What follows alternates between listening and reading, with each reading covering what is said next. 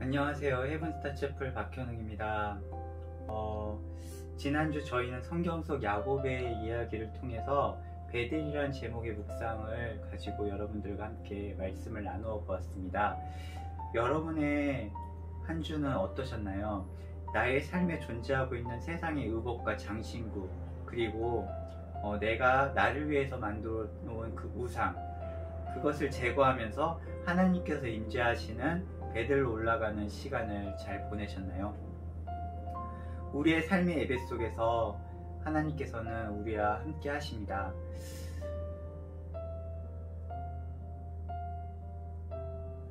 그 삶의 예배는 하나님께서 내 삶의 주인이 되시며 통치자 되심을 고백하는 자리이죠. 나를 높이는 우상을 버리고 세상의 부귀, 영화, 자랑이라는 의복을 벗어버리고 예수 그리스도의 보혈로 덮여진 의복으로 다시 갈아입는 것. 나의 경험, 스펙이란 장신구를 우상과 세상의 의복과 함께 십자가에 묻어버린 자들이 하나님을 예배하는 자들이라 말할 수 있습니다.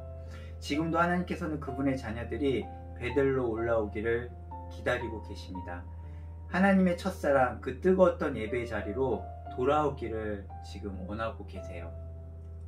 저는 지난주 하나님께서 인도하신 저의 모든 시간과 환경에 감사하는 그런 시간들을 보냈었습니다. 그런데요, 제 눈앞에 세상이 자꾸만 보이는 거예요. 세상의 것으로 충만한 골리앗이 저를 짓눌렀습니다. 갈렙이 눈을 들어 보았던 그 헤브론에는 누가 있었죠? 거인들이 살고 있었죠. 그리고 그 성읍들은 아주 크고 견고했습니다. 그리고 이스라엘의 백성들이 출애굽한 뒤에 앞에는 홍해바다가 있었고 뒤에는 쫓아오는 애굽의 병거들이 있었죠. 그런 세상을 바라보며 두려움에 떨고 있었던 저를 바라보게 되었어요. 저의 감사의 시간은 두려움의 시간으로, 그리고 걱정의 시간으로 바뀌게 되었습니다. 우리가 살아가면요, 때로는 세상이 매력적으로 보일 때가 있고요, 때로는 화려해 보이는 세상에 압도당하고 내 자신이 초라해질 때가 있습니다. 저는 말씀을 전하는 메신저로서 하나님께서 불러주셨습니다. 너는 활과 단창으로 내게 나오거니와 나는 만군의 여호와의 이름으로 너 앞으로 나아가노라.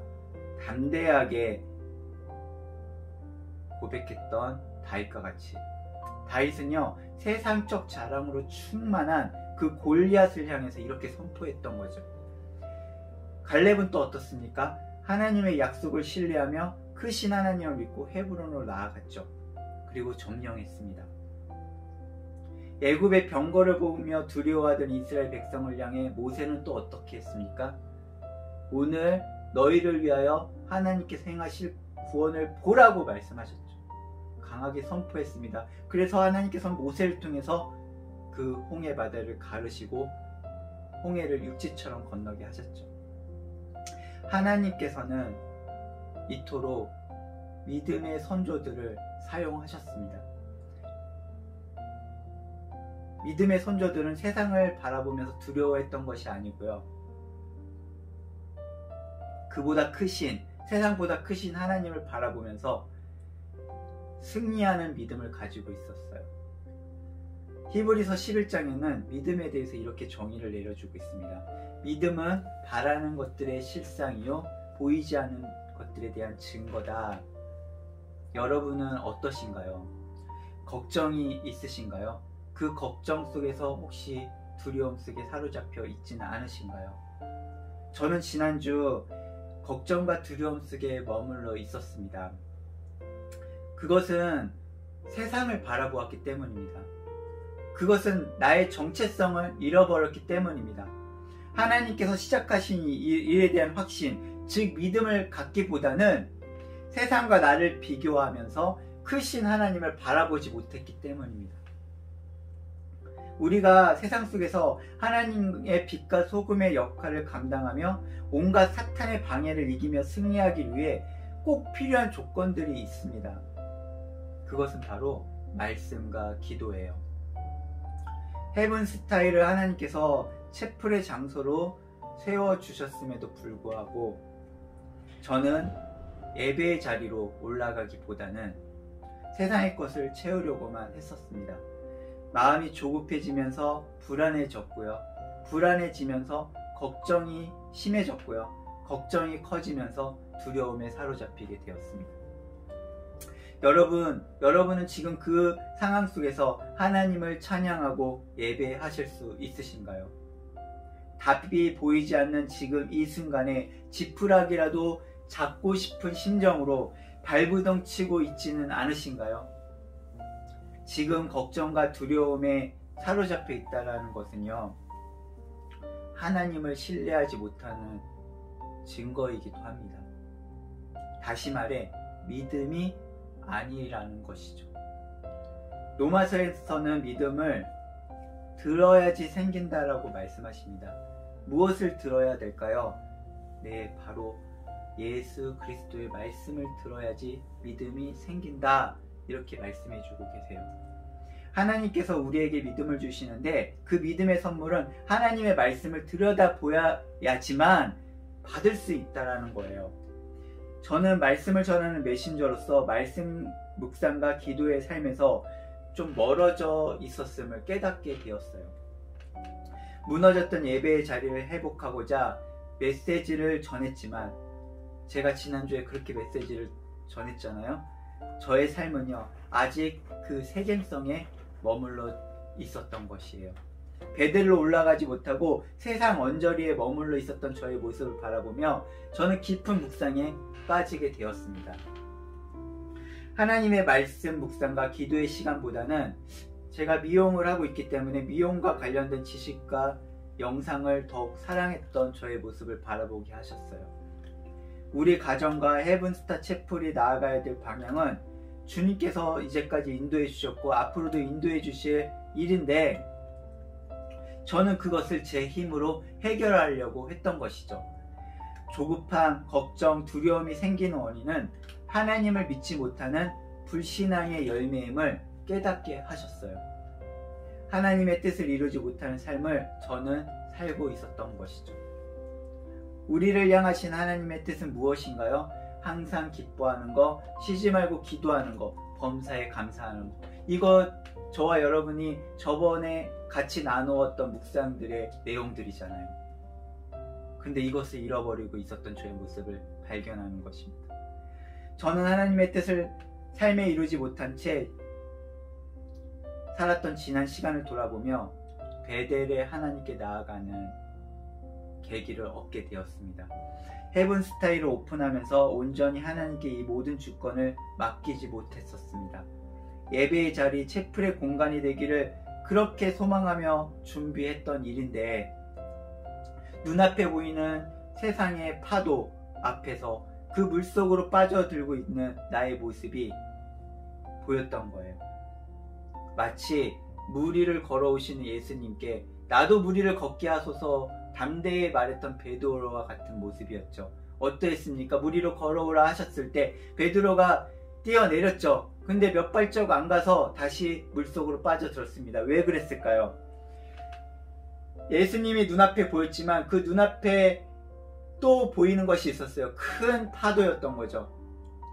세상의 파도를 바라보며 빠져들고 있었던 그 베드로의 모습이 저의 모습이었더라고요. 주여 저의 믿음 없음을 불쌍히 여겨 주시옵소서. 여러분, 언젠가 저희 집에 아주 이쁜 새가 저희 집 테라스에 찾아왔어요.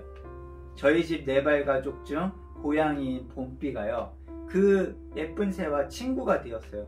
서로 이렇게 뭐라고 교감을 이렇게 나누는 그런 모습을 바라봤어요. 이렇게 한참 있다가 봄비가 맞대요. 한참 있다가 그 새와 우리 집 고양이 봄비가 교감을 이루다가 그 새가 이렇게 다시 자기 집으로 날아가는 모습을 보게 되었습니다. 저는 그 모습을 보면서 무심코 예수님의 말씀이 생각났어요. 예수님께서는 이 세상에서 있어서요, 최고의 교육자 되시거든요. 그것도 시청각 교육에 있어서는 으뜸이시거든요. 하루는 이렇게 제자들에게 말씀하십니다. 공중의 새를 보라. 심지도 않고 거두지 않고 창고에 모아들이지 않는데 너희 하늘 아버지께서 이 새를 기르시지 않니? 너희는 이것들보다 너무 귀하단다. 너희는 이 새들보다 귀하지 아니하냐. 우리는 구원받은 하나님의 자녀들입니다. 하나님께서는 천국 가는 그날까지 우리를 돌보아 주십니다. 헤븐스타일을 하나님께서 세워주신 목적은요, 세상적으로 유명해지고 돈을 많이 벌기 위함이 아니고, 하나님께서 찾으시는 주님의 자녀들에게 하나님의 그 복음이 흘러가는 것에 대한 통로임을, 그런 정체성을 다시 한번 기억하고 마음밭에 새기는 그런 한 주를 저는 보내게 되었습니다. 세상의 가치관에 사로잡혀 세상적 시각으로 바라보며 생각했기 때문에 저는 조급했던 것이고요, 걱정했던 것이고요, 두려워했던 것이었습니다. 봄비와 인사했던, 그리고 그 봄비와 인사했던 친구가 되었던 그 이쁜 새를 바라보면서 묵상했던 순간들을 저는 한 주 떠올리게 되었어요. 저 이쁜 새도 하나님께서 먹이시고 입히시는데 우리의 인생은 말할 것도 없지 않겠습니까? 없지 않겠습니까? 주여 정말로 감사합니다. 오늘은 저희 집 4발 가족인 푸들 강아지 담비를 보면서 무심코 깨닫게 되었어요. 담비는요, 혼자서 아무것도 못해요. 세수도 못하고 하루 빗질을 안 해주면 고시원 아저씨처럼 그 비주얼이 그렇게 바뀌거든요. 물도, 먹는 물도 항상 갈아줘야 되고 밥도 늘 챙겨줘야 됩니다. 그런데 담비는 쳐다보고 있잖아요. 그 눈빛에 하나 걱정이 없어요. 왜냐하면 엄마 아빠가 다 해줄 걸 알고 있고 또 믿고 있기 때문이죠. 그런데 저는요, 그렇지 못한 거예요. 담비보다 못한 믿음을 가지고 있었던 거예요. 우주를 창조하시고 지금도 지켜주시는 살아계신 하나님을, 그 아버지를 의지하지 못한 저의 연약한 믿음을 하나님께 자백하면서 하나님께 은혜를 구하는 자리로 나아갔습니다. 베델로 나아갔습니다. 베델의 하나님께 삶의 예배를 드리게 하여 주시옵소서. 무너진 삶의 예배를 다시 회복하게 하여 주시옵소서 기도하게 되었어요. 여러분, 제가 우리 집에 찾아왔던 이쁜 새와 우리 집 담비를 보면서 하나님의 말씀의 묵상 속으로 들어갔던 것처럼 우리 삶은 하나님의 말씀을 깨닫게 해주시는 재료들로 가득 차 있어요. 여러분의 삶도 마찬가지입니다. 바로 우리를 향한 시청각 자료들이죠. 그 시청각 자료를 통해 저와 여러분들에게 하나님은 인사이트를 주고 계십니다. 구원받은 하나님의 자녀가 어떻게 이 세상을 살아가야 되는지를 말입니다. 우리 삶에 가득한 시청각 교육을 직접 체험하시는 그 한 주, 새로운 한 주, 여러분의 한 주가 되기를 축복하고 기도하겠습니다. 공중의 새를 보아라. 심지도 않고 거두지도 않고 창고에 모아들이지도 않는데 너희는, 저와 여러분, 우리 헤븐스타 채플은 이들보다 귀하지 아니하냐. 여러분, 사랑하고 축복합니다. 감사합니다.